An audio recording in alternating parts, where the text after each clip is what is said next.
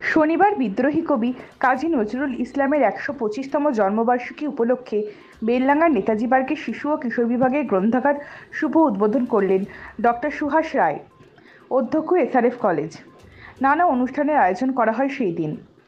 সকালে নেতাজি পার্কের বিদ্যালয়ের ছাত্রছাত্রীদের নিয়ে বর্ণাঢ্য শোভাযাত্রা, পার্কের সাংস্কৃতিক মঞ্চে কবি নজরুল ইসলামকে ঘিরে আলোচনা চক্র। ওই অনুষ্ঠানে ছাত্রছাত্রীরা অংশগ্রহণ করে। অনুষ্ঠানে উপস্থিত ছিলেন বিশিষ্ট অতিথিগণ।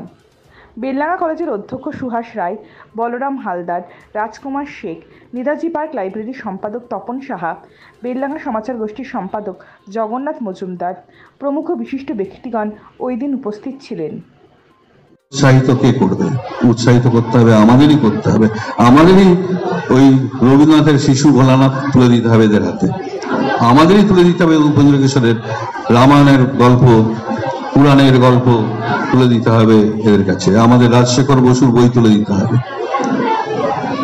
তাহলে আমরা শৈশবটাকে, আমাদের ছেলে মেয়েদের শৈশবকে আদর্শ শৈশব না করে তুলতে পারি, তাহলে অন্য কেউ তো দায় নেবে না। তাহলে আমরা পরবর্তীকালে বড় বড় সিনেমা করব যে বাবা মাকে। আগামী ডিজিটালের যুগে লাইব্রেরি কতটা সাকসেসফুল হবে মনে করছে?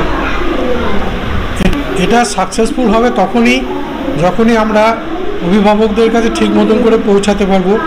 আমরা চেষ্টা করছি যাতে অভিভাবকরা এটাকে ভালোভাবে নেয়, বইটা যাতে বাচ্চাদেরকে পড়ায় এবং সে নিজেও পড়তে পারে বই।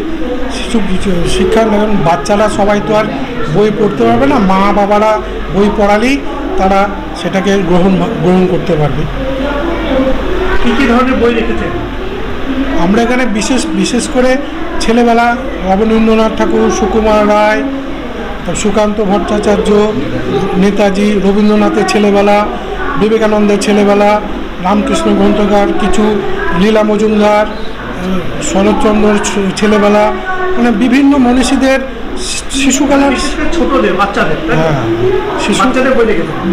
বাচ্চাদের বই। যেহেতু আমরা শিশু কিশোর বিভাগ চালু করেছি, কিন্তু বাচ্চাদের বই চালু করেছি। এটাকে ভবিষ্যতে যদি বাড়ানো যায় সেটা আমরা ভাববো, দেখবো কেমন চালাতে পারছি, কেমনভাবে মানুষ আসছে। অভিভাবকদের কতটা মানে আকর্ষণ দেখতে পাচ্ছি? ওইভাবে এখন পর্যন্ত তো আমরা প্রায় 100-র উপরে ফর্ম ছেড়েছিলাম, তাতে মানে 78 মতন আমরা ফেরত পেয়ে গেছি। বাদ বাকি আশা করি পাবো, অভিভাবকদের সাড়া পাচ্ছি। আমি একজন এক্স গভর্নমেন্ট এমপ্লয়ি, বর্তমানে এই পার্কের সঙ্গে যুক্ত এবং এই গ্রন্থাগার কমিটির শিশু কিশোর বিভাগের সম্পাদক। কি নাম? আমার নাম তপন কুমার সাহা। এখন যে মোবাইলে যে এত আসক্ত হয়ে গেছে, যে লাইব্রেরি খুললে, এটা নিয়ে কি বলবেন এই যুগে? ছেলেমেয়েদের মধ্যে পড়াশোনা বা বই পড়ার একটা হ্যাবিট সেটা কিন্তু কমে যাচ্ছে দিন দিন। সেটা এমন নয় যে বইয়ের মধ্যে কন্টেন্ট নেই, তার জন্য নয়। ব্যাপারটা হচ্ছে বইটা কতটা উপকারী সেইটা কিন্তু আমরা বোঝাতে ব্যর্থ হচ্ছি। তো আমাদের প্রেজেন্টেশনও অনেক জায়গায় ঘাটতি থেকে যাচ্ছে, যার জন্য ছেলেমেয়েরা ভুল করে বা অজ্ঞানতাবশত তারা বই পড়ছে না। কিন্তু যারা বইয়ের মধ্যে একবার বইয়ের স্বাদ পেয়ে গেছে, তারা কিন্তু কখনোই বইকে ছেড়ে অন্য কোথাও যাবে না, তারা বইয়ের মধ্যে থাকবে এবং তাদের একটা সুন্দর শৈশব, কৈশোর, যৌবন গড়ে উঠবে, সুস্থ এবং স্বাভাবিক। এবং আমরা যদি মনে করি যে সোশ্যাল মিডিয়া বা সমাজ মাধ্যম বা অন্যান্য নেট মাধ্যমে পড়াশোনা করব, সেটাও হতে পারে, কিন্তু সেটাও পাশাপাশি পড়াশোনারই একটা অংশ। কিন্তু সেখানেও কিছু জিনিসকে বাছ বিচার করার ব্যাপার রয়েছে, সেখানেও কিছু গাইডেন্সের দরকার আছে। আমার মনে হয় আজকে যে শিশু কিশোর বিভাগ এখানে চালু হলো লাইব্রেরি, সেই চিলড্রেন্স লাইব্রেরিতে নিশ্চয়ই যারা গাইড করবেন এবং যে সমস্ত বইগুলো রাখবেন, বিশেষ করে এই যে উপেন্দ্র কিশোর, সুকুমার রায়, সুফলতা রাও, তারপরে হচ্ছে আমাদের রাস্কিন বন্ড, তো আমাদের লীলা মজুমদার, তো এদের প্রত্যেকের বই না পড়ে কেউ বড় হতে পারবে না। আমাদের রবীন্দ্রনাথ পড়তে হবে, রবীন্দ্রনাথের যে ছোটদের যে সমস্ত বইপত্র রয়েছে সেই সমস্ত বইগুলো পড়তে হবে, হ্যাঁ পড়তে হবে। শরৎচন্দ্র দিয়ে সমাজকে চিনতে হবে। এইভাবে আস্তে আস্তে কিন্তু পড়ার একটা হ্যাবিট তৈরি করতে হবে। এই হ্যাবিটটা তৈরি করতে গেলে ওই যেরকম মাঠ ফাঁকা হয়ে গেছে, বিকেলবেলা সবাই টিউশন ছুটছে, সেই অভ্যেসটাকে ত্যাগ করে লাইব্রেরিতে আসতে হবে কিছুক্ষণের জন্য। এসে বই যদি একটা সংগ্রহ করতে পারে এবং বইয়ের স্বাদ যদি কেউ আস্বাদন করে, তাহলে দেখা যাবে সে আস্তে আস্তে বই প্রেমী হয়ে উঠবে এবং একটি আদর্শ সমাজ গড়ে উঠবে, আমি আশা করি। হঠাৎ করে যে লাইব্রেরি খোলার একটা আগ্রহ কেন প্রকাশ করবেন?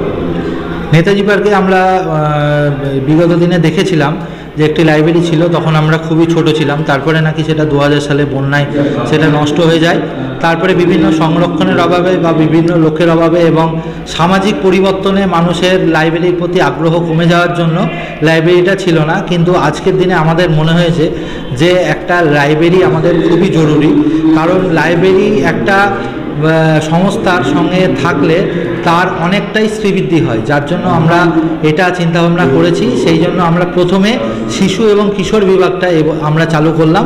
আগামী দিনে আমাদের পরিকল্পনা আছে যে এইটা ক্লাস 10-এর পর থেকে একটা ডিজিটাল লাইব্রেরি করার। আপনার পরিচয়? আমার পরিচয়, আমি সুনীত দে, লাইব্রেরি কমিটির সদস্য। আপনাদের শহর বেলডাঙ্গা ফুলবাসতলায় ফার্নিচার জগতের একমাত্র প্রতিষ্ঠান শুভ বেডিং অ্যান্ড স্টিল ফার্নিচার, ফুলবাসতলা, সাঁকুর দক্ষিণ দিকে, আমতলা রোড, বেলডাঙ্গা, মুর্শিদাবাদ। শোরুমে পাচ্ছেন নামি দামি ব্র্যান্ডেড কোম্পানি শোকেস, আলনা, আলমারি, sofa, dressing table, dining table, tea table, computer রাখার টেবিল, চেয়ার, কার্লন সিলিপল গদি এবং ফার্নিচারের যাবতীয় সামগ্রী সুলভ